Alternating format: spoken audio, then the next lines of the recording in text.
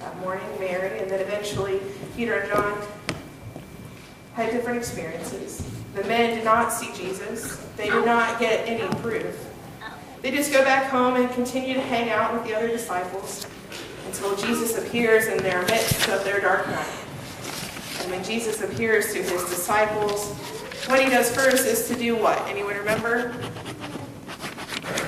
Think about Thomas here. Standing, right? Jesus has to show him his scars. Touch his wounds, he says. See, here is the evidence, the lowest point of my human life.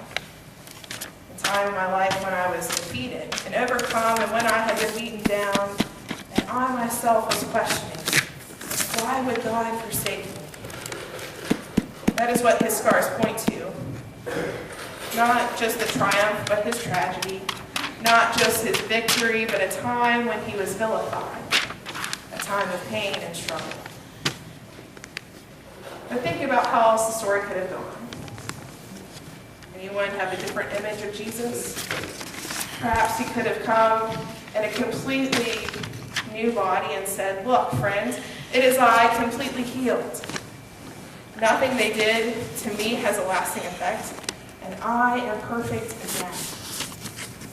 But he says, in reality, hey, I am scarred and wounded. But these wounds will not keep the energy and life and love of God from flowing out of me to you. And guess what? Just as God has sent me into this world, so I send you.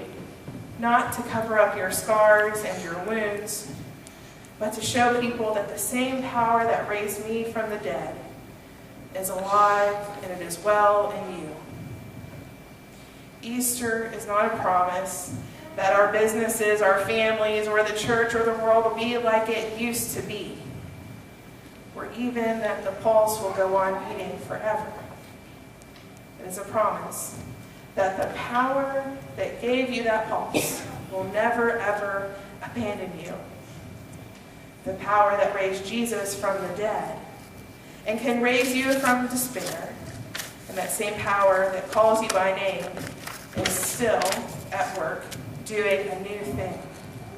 Doing a new thing in you and in the church and in the world. Easter is the promise that nothing in your past, your present, or your future has the ultimate power to define. You are defined by the love, the energy, and the light of God that flows through you, and that flows through all creation, making all things new. And it is that power that gives us life.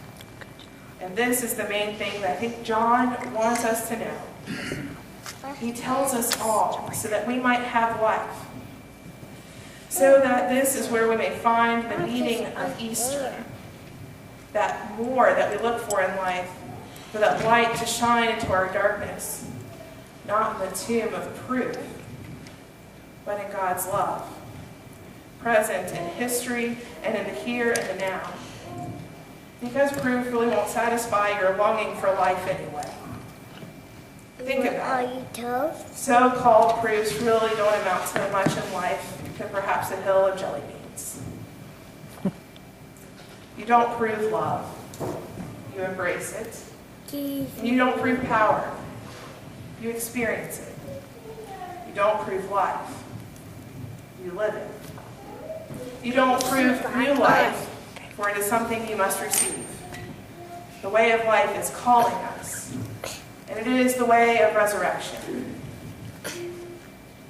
But just as surely as blood is pulsing through all of us right here now, the love of Christ, the life that cannot die, is pulsing through creation, making all things new. And we are called by name to receive that new life and share it with the world. And that, my friends, is better news than any Easter bunny or purple jelly beans. And is the reason for our alleluias. Amen. Amen.